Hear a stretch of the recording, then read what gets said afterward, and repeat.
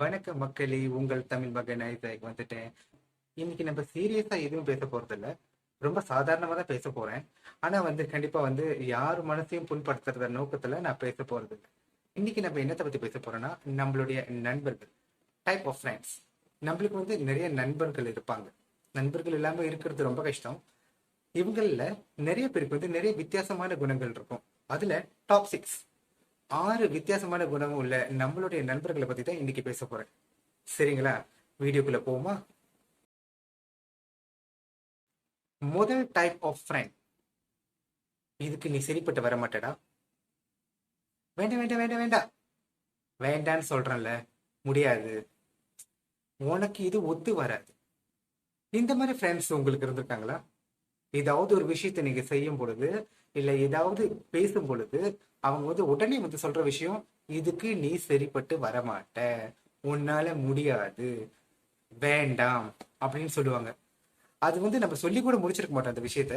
இல்ல அந்த விஷயத்த இதை செய்யலாமா அப்படின்னு சொல்லும் பொழுதே அவங்க வேண்டாம் வேண்டாம் வேண்டாம், நீ எல்லாம் முடியாது, உன்னால கண்டிப்பா இது முடியாது. இது டிமோட்டிவேட்டட் பண்றதுக்காக இல்லைங்க. ஆக்சுவலி இந்த மாதிரி ஃப்ரெண்ட்ஸ் என்னன்னா, அவங்க பேச்ச ஆரம்பிக்கும் போதே இல்ல முடியாது வேண்டாம், அதுக்கு நம்ம சரிப்பட்டு வர மாட்டோம் அப்படின்னு சொல்லிதான் அவங்களுடைய கான்வர்சேஷனே ஸ்டார்ட் பண்ணுவாங்க. உங்கள யாருக்காவது அந்த மாதிரி ஃப்ரெண்ட்ஸ் இருக்கா? அடுத்தது பாத்தீங்கன்னா, இது ரெண்டாவது டைப் ஆஃப் ஃப்ரெண்ட். அவங்க ஓவர் கான்ஃபிடென்டா இருப்பாங்க. எப்பவுமே உன்னால முடியும், யூ கேன் டூ இட் அப்படின்னு சொல்லுவாங்க. சில டைம் நம்மளுக்கு கொஞ்சம் இமோஷனல் ஆயிருக்கும். ஏதாவது சோகமா இருக்கும், ஏதாவது கவலையா இருக்கும். நம்ம வாட்ஸ்அப் ஸ்டேட்டஸ்லயோ இல்ல சோஷியல் மீடியாலயோ சில சோகமான விஷயங்களை இமோஷனால ஸ்டேட்டஸை போடும்போது உடனே ஒரு மெசேஜ் வரும், இல்ல ஒரு கால் வரும். என்னாச்சு? உன்னால முடியும், you can do it, I know you strong, I know you can go through this.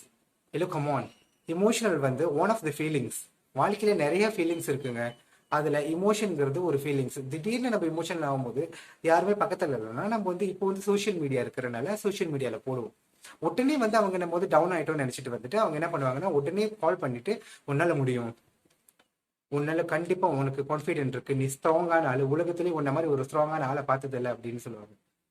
உங்களுக்கு அந்த மாதிரி நடந்திருக்கா? எவ்வளவு ஸ்ட்ராங்கா இருந்தாலும் ஒரு நொடியாச்சும் நம்ம கவலைப்படுவோம். எதையாச்சும் நினைச்சு நம்ம மனசுல கவலை வரும். அந்த மாதிரி கவலை கூட படக்கூடாதுன்னு சொல்றதுக்கு கூட நம்ம கிட்ட ஃப்ரெண்ட்ஸ் இருக்காங்க.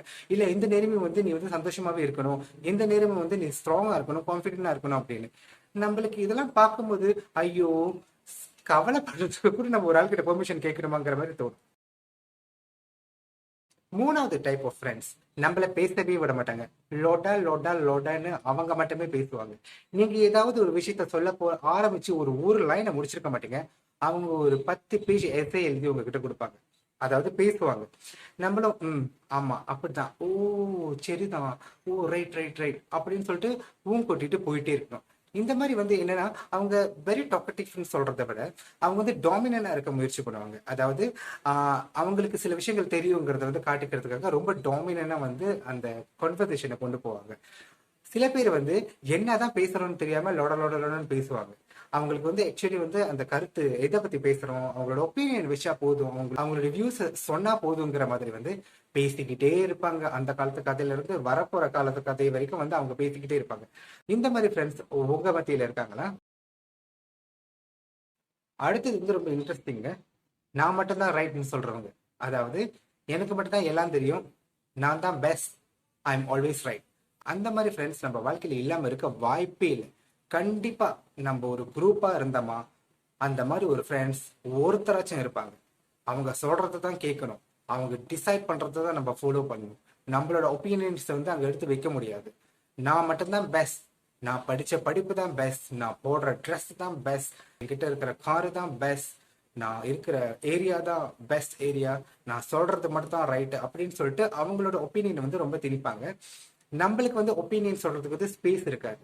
அவங்க சொல்ற ஒப்பீனியன் மோஸ்ட்லி ரைட்டா இருக்கலாம். ஆனா அவங்க அந்த டாமினன்ட் கேரக்டர் கொண்டு வர்றதுனாலதான் நம்மளுக்கு ஒரு சலிப்பு வந்துடும். ஒருவேளை அந்த மாதிரி ஒருத்தர் இருந்தாங்கன்னா நம்ம குரூப் ஆஃப் ஃப்ரெண்ட்ஸ்ல நம்மளுக்கு சீக்கிரமா போர் அடிச்சிடும். ஐயோ, இவன் வரானா, இவன் வந்தாலே இவன் சொல்றத மட்டும் தான் நம்ம கேட்கணும், நம்ம எதுவுமே முடிவு பண்ண முடியாது அப்படின்னு ஒரு கேரக்டர் உங்க ஃப்ரெண்ட்ஸ் சர்க்கிள்ல இருக்கா? இந்த அஞ்சாவது ரகத்தை பாத்தீங்கன்னா, இவங்க ரொம்ப அமைதியா இருப்பாங்க. உலகத்திலேயே இந்த மாதிரி ஒரு அமைதியான ஒரு ஆளை நீங்க பார்த்திருக்கவே மாட்டீங்க. அது நீங்க உங்க வாட்ஸ்அப் குரூப்ல இருந்தாலும் சரி, இல்ல நேரடியா எங்கேயாச்சும் வெளியே போனாலும் சரி, இவங்க வந்து கேட்கிற கேள்விக்கு மட்டும்தான் பதில் சொல்லுவாங்க. ஒரு லுக்கில் நம்ம பார்க்கும்போது இவங்க என்ன ஆன்டி சோஷியலா இருப்பாங்களோ அப்படின்னு நம்மளுக்கு தோணும். ஆனா ஆக்சுவலி இவங்க ஆன்டி சோஷியல் இல்லைங்க. இவங்க வந்து பேசுறது குறைவு. இவங்க வந்து ஒப்சர்வர்னு சொல்லுவாங்க. கேட்டா ரொம்ப ஒப்சர்வ் பண்ணுவாங்க. ரொம்ப வந்து ஜட்ஜ்மெண்டலா இருக்க வாய்ப்பு இருக்கு. அதாவது இவங்க அமைதியா இருந்துட்டு மத்தவங்க என்ன செய்யறாங்க என்ன பேசுறாங்கிறத வந்து பார்த்துக்கிட்டே இருப்பாங்க. ஜட்ஜ்மெண்டா இருந்து அடுத்த நாள் வந்து ஒரு ரிவ்யூ கொடுப்பாங்க. இந்த மாதிரிலாம் பண்ணீங்க, இந்த மாதிரிலாம் பேசுனீங்க, எது சரி எது தப்புன்னு ரிவ்யூ கொடுப்பாங்க. சம்டைம்ஸ் வந்து இந்த மாதிரி பேசாம ஒருத்தவங்க நம்ம குரூப்ல இருக்காங்கன்னா, நம்ம ஃப்ரெண்ட் சர்க்கிள்ல இருக்காங்கன்னா, நம்மளுக்கு அவ்வளவா வந்து கம்ஃபர்டபுளா இருக்காது. நம்மளுக்கு என்ன தோணும்னா, ஒருவேளை இவங்களுக்கு இது பிடிக்கலையோ, இந்த இடத்துக்கு போனது பிடிக்கலையோ, நம்ம பேசுற விஷயங்களை பிடிக்கலையோ அப்படின்னு வந்து நம்மளுக்கு தோணும். அவங்க சொல்றது என்னன்னா, இல்ல நான் அமைதியா இருக்கேன், நான் ஒப்சர்வெண்டா இருக்கேன் அப்படின்னு. எல்லா நேரத்திலயும் இது பொருந்துமா? உங்களுக்கு இந்த மாதிரி ஒரு ஃப்ரெண்ட் இருக்காங்களா? இவங்க தொட்டாச்சினிங்கன்னு நம்ம சொல்லலாம். எது சொன்னாலும் இமோஷனல் ஆயிருவாங்க.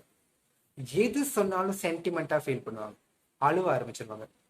இந்த சில பேருக்கு வந்து இந்த அழுகுறத வந்து நிறுத்த தெரியும், கண்ட்ரோல் பண்ண தெரியும். ஆனா எல்லா ஃப்ரெண்டுக்கும் வந்து ஒரு ஃப்ரெண்டு அழுகுறாருன்னா அவருக்கு என்ன ஆறுதல் சொல்லி அவரை அமைதிப்படுத்துறதுன்னு தெரியாது. இப்போ நீங்க என்ன கேட்டீங்கன்னா, பர்சனலி எனக்கு மட்டும் ஒரு ஆள் அழுந்தாங்கன்னா எனக்கு என்ன ரியாக்ஷன் பண்றதுன்னு தெரியாது. அதுவும் குறிப்பா நம்ம ஃப்ரெண்ட்ஸ் அழுவும் போது நம்ம வந்து கண்டிப்பா பாசிட்டிவ் வேர்ட் தான் சொல்லுவோம். தைரியமாறு அப்படின்னு சொல்லுவோம், கவலைப்படாதுன்னு சொல்லுவோம். ஆனா அதுக்கு மேல என்னத்தை பேசி என்னத்தை சொன்னா இவங்க அழுவுகை நிப்பாட்ட முடியும்னு நம்மளுக்கு தெரியாது.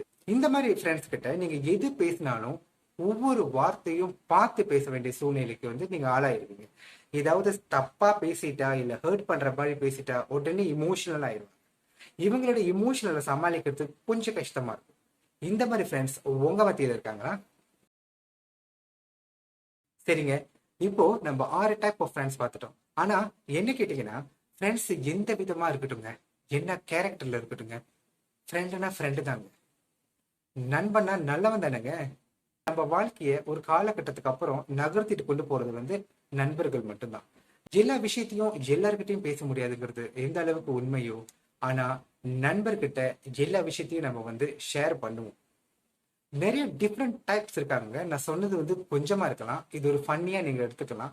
ஆனா சீரியஸ் நோட்ல நீங்க பார்க்கும்போது நிறைய ஃப்ரெண்ட்ஸ் வந்து நம்மளுக்கு இருந்தாங்கன்னா அவங்க வித்தியாசமான கேரக்டர்ஸ்ல இருப்பாங்க. இவங்கள விட்டுட்டும் இருக்க முடியாது. இவங்க இல்லாம வாழ்க்கை கொஞ்சம் போர் அடிக்கிற மாதிரியும் தோணும். ஏன்னா யாருமே வந்து கெட்டவங்கன்னு நான் சொல்ல வரல. இவங்க எல்லாருமே என்ன குணாதிசயத்துல இருந்தாலும் இந்த ஃப்ரெண்ட்ஸுங்கிறவங்க நல்லவங்க தான். ஆனா இவங்களுடைய குணாதிசயத்துக்கு ஏற்ற மாதிரி நம்மள மாத்திக்க வேண்டிய சூழ்நிலைக்கு நம்ம தள்ளப்படுவோம். இவங்களோட ஃப்ரெண்ட்ஷிப் நம்மளுக்கு வேணுங்கிறதுக்காக அவங்களுக்காக நம்ம நாமளை மாத்திக்குவோம். அதுதான் அதிகமா நம்மளுக்கு நடக்குது. ஃப்ரெண்ட்ஷிப்ங்கிறது ஒரு அழகான விஷயங்க. அப்பா அம்மா கணவன் மனைவி குழந்தைகள் அவங்க கிட்ட சொல்ல முடியாத பல விஷயங்களை வந்து தைரியமா வந்து நம்ம வந்து ஃப்ரெண்டு கிட்ட சொல்லலாம். ஆண் ஆண் நண்பர் மட்டும் வச்சுக்கல, பெண் பெண் நண்பர் மட்டும் வச்சுக்கல. இப்ப வந்து ஒரு கலவையா தான் இருக்கும். எல்லாருக்கிட்டையும் நம்ம சேர்ந்து பழகுறோம்.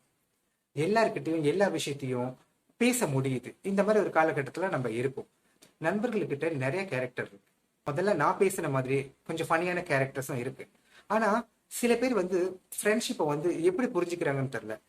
கேட்டதும் கொடுத்துடணும், இல்ல மெசேஜ் பண்ணதும் ரிப்ளை பண்ணிடணும். அப்படியும் தாண்டி சில பேர் வந்து ரொம்ப வருஷமா ஃப்ரெண்ட்ஸா இருக்கிறதுக்கு காரணம் என்னன்னா, இந்த நிமிஷம் இந்த நிமிஷம் நீ என்ன நினைக்கிற, நீ என்ன செஞ்சுக்கிட்டு இருப்ப, நீ எப்படி இருக்குன்னு பார்க்காம பேசாம இருக்கிற ஃப்ரெண்ட்ஸ் கூட இருக்காங்க.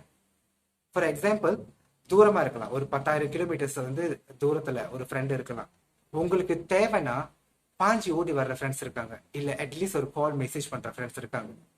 உங்க லைஃப்லயும் அந்த மாதிரி ஒரு ஆள் இருப்பாங்க. 24 ஹவர்ஸ் உங்க கூட இருந்துகிட்டு, இல்ல உங்களோட மெசேஜ் எல்லாத்துக்கும் உடனுக்கு உடனே ரிப்ளை பண்ணிக்கிட்டு, உங்களுடைய கால்க்கு இமிடியேட்டா ஆன்சர் பண்ணிட்டு, அப்படி இருந்தா தான் ஃப்ரெண்ட்ஸ் இல்லைங்க. ஏன்னா எல்லாருக்குமே ஒரு லைஃப் இருக்கு. அதை நம்ம கண்டிப்பா புரிஞ்சுக்கணும். அவங்க மேபி பிஸியா இருக்கலாம். முக்கியமான ஒரு விஷயம், உங்களுடைய இக்கட்டான ஒரு சூழ்நிலையை வந்து நீங்க அவங்க கிட்ட சொல்றதா இருந்தா, நீங்க வந்து ஃப்ரீக்வெண்டா கால் பண்ணும்போது அவங்க ஆன்சர் பண்ணுவாங்க. இல்லைன்னா ஒரு மெசேஜ் ட்ராப் பண்ணுங்க, இந்த மாதிரி வந்து நான் எமர்ஜென்சியா இருக்கேன், நீ வந்து எனக்கு ஹெல்ப் பண்ணுங்க. நாம வந்து அவங்களோட சூழ்நிலையும் புரிஞ்சுக்கணும். அவங்க நம்ம சூழ்நிலை மட்டும் புரிஞ்சுக்கணும்னு நினைக்கிறது வந்து தப்பான விஷயம் தான் நான் நினைக்கிறேன். நண்பர்களுக்கு இடையே வந்து எந்த மாதிரி பிரச்சனை வந்தாலும் பேசி நீங்க தீர்த்துக்கலாம். சில பேருக்கு நீங்க பாத்தீங்கன்னா நம்மளுடைய கேரக்டர் attitude இது ரெண்டு விஷயத்துக்காக தான் நம்ம கூட வந்து நண்பர்களா இருப்பாங்க. பிடிச்சுதானே நண்பர்களா ஆவறோம். பிடிக்காத ஒருத்தர்கிட்ட நம்ம நட்பு வச்சுக்குவோமா? கண்டிப்பா இல்லைல்ல. அதுக்கப்புறம் வந்து ஏற்றத்தாழ்வு வரும்போது, பிரச்சனைகள் வரும்போது பேசி தீர்த்துக்கிட்டா இந்த நட்பு வந்து ரொம்ப சுகமானதா இருக்கு. சரிங்களா? இது வரைக்கும் என்னுடைய லொட லொட பேச்சை கேட்டுட்டு இருந்தவங்க எல்லாருக்கும் ரொம்ப நன்றி. அடுத்து இன்னொரு தலைப்பில் சந்திப்போம்.